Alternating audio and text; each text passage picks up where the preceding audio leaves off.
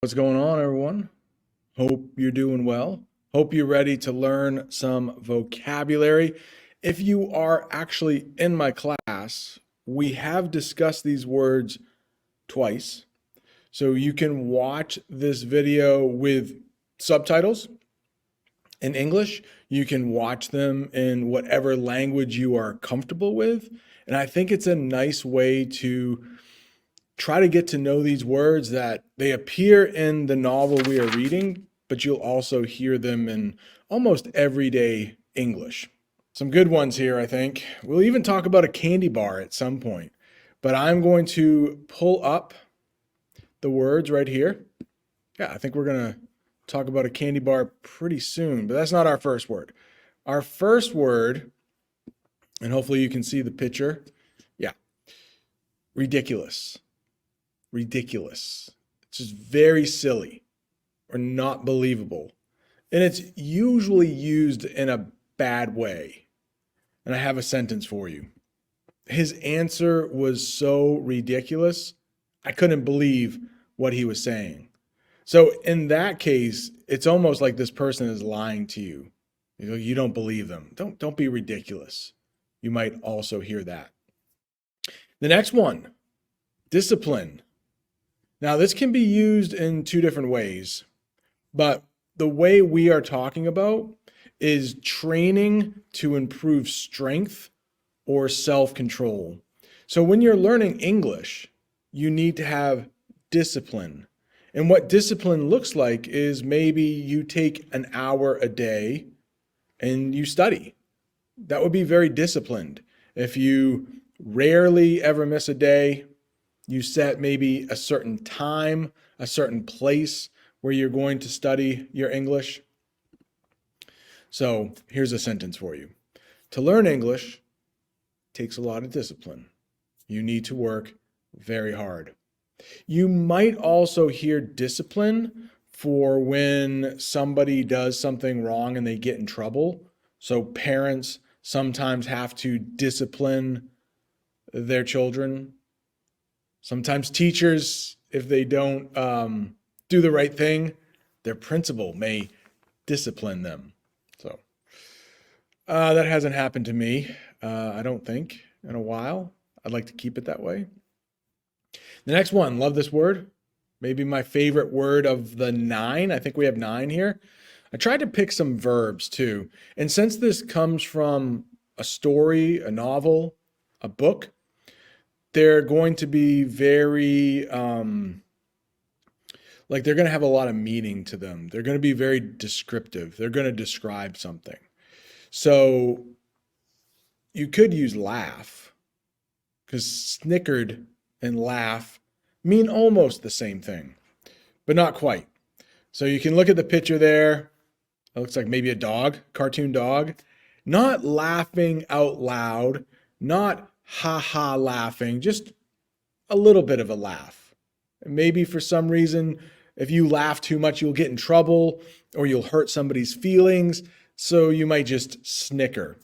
So the definition is laughed in a low way, like you want to hide the laugh. And I have a sentence for you. She snickered at the teacher's joke because nobody else was laughing. She did it quietly. So maybe she was the only one that laughed at the joke. Maybe it was a dad joke.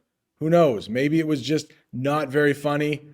Something about it made her laugh, but she just snickered. She didn't want to laugh out loud. And yes, if we are mentioning snickered, I think we have to mention the candy bar here. So there you go. Snickers. I'm not sure if that has anything to do with laughing, but like in the present tense, like she snickers every time he walks into the room. So that could be kind of mean, right? I don't know why she's laughing. Maybe she has a crush on him or something. Or maybe he just looks ridiculous. I don't know. But snicker can sometimes be like a mean kind of laugh, like snickering behind somebody's back.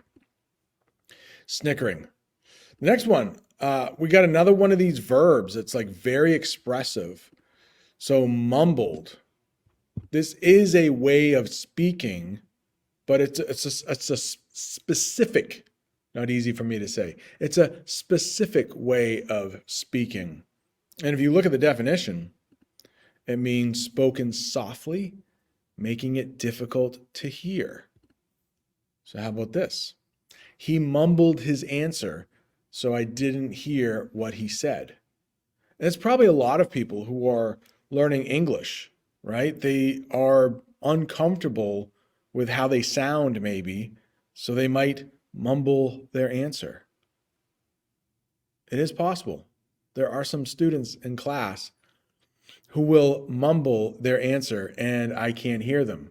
Or it could be I am getting older, you know. I don't have as much hair as I used to. Starting to get some wrinkles. Although there is a filter on this camera that makes my skin look a little smoother. Yeah. But could be the student isn't mumbling. Could be I'm getting old and I can't hear. Hopefully that's not the case. All right, the next one. Familiar. Familiar. Something you know well. And it does almost come from like family, at least in English. Family, familiar, they sound very close. So you would imagine that your family is very familiar to you. Let me read that definition again. Something you know well. So hopefully your family is some of the people you know best. Yeah. So if you are familiar with something, you've already seen it. Maybe you are familiar with some of these words. If you are in my class, hopefully because you've seen them, this is the third time seeing them, like I said. So hopefully they are familiar to you. Here's a sentence. Her face was familiar, but I couldn't remember her name. So you've seen this person before. Oh, you may hear that in English too. Maybe you're out shopping or something. Let me fix this camera here. Like, hey, you look familiar. Where do I know you from? You might have a little conversation of trying to figure out where you've seen each other before. So you're familiar with each other. I'm familiar with Snickers. Oh yeah, I'm very familiar. Probably my favorite candy bar. The next one, another good like descriptive verb. It's not just walking. It's a special type of walking. One you probably don't want to do, but stumbled. Stumbled. Bring it all the way up here. So it's tripped or walked in a clumsy way. Hopefully you can see that person. It looks like they are stumbling over a rock maybe. How did they not see that rock? Come on. But that is definitely a person who is stumbling. And I do have a sentence for you. He stumbled on his way up the stairs. It was super embarrassing. You can also stumble over your words. So if you look at that person in the picture, think about that, but only when you're trying to speak. So I can imagine when you're trying to speak English and sometimes the words don't flow exactly great, you might stumble over your words. Fumble your words too. Fumble is when you kind of drop something. So a little bonus word. That is not from our book, but hopefully that makes sense there. Bring this up a little bit. Heel, very specific part of your body. You can see the picture, I think, really helps, but it's the back part of the human foot. If you can see that there, the back part. And it's not fun if you hit your heel on something or you get a piece of glass stuck in your foot, the back of your foot. Take a look at that sentence down there. I had a piece of glass stuck in my heel as I walked on the beach sand. So just last weekend, my wife and I, no, 2 weekends ago, my wife and I visited the beach. It was pretty nice out. And if you're walking barefoot, it's another way to say walking without shoes. If you are walking barefoot on the beach sand, Somebody had a glass bottle there. You're not supposed to bring glass on the beach, but if you step on that barefoot, you might get some glass stuck in your heel. Luckily, neither of us got any glass stuck in our heel. Couple more here. Couple more here. 3 more. Unbearable. Make that a little bigger so you can see it. Unbearable. You can't do it any longer. Unbearable. I know, speaking with some people from around the world, specifically like Argentina, Brazil, Italy, it was a really hot summer. I think it's starting to cool down. I mean, Argentina and Brazil were having winter recently, and it was still hot. So, unbearable. I think that's my sentence, right? With the heat is unbearable. But, hey, maybe being in a classroom with a teacher, like it's unbearable. Like you just want to get out of there because they get on your nerves so much. I don't know. Hopefully not. But, oh, look, in the picture, it looks like this person maybe has like a sound that might be unbearable. Maybe like somebody singing or something. Just you can't bear it anymore. It is unbearable. But I do have a sentence for you. The heat in the classroom was unbearable. We had to move to another classroom. That has happened in this classroom, to me at least.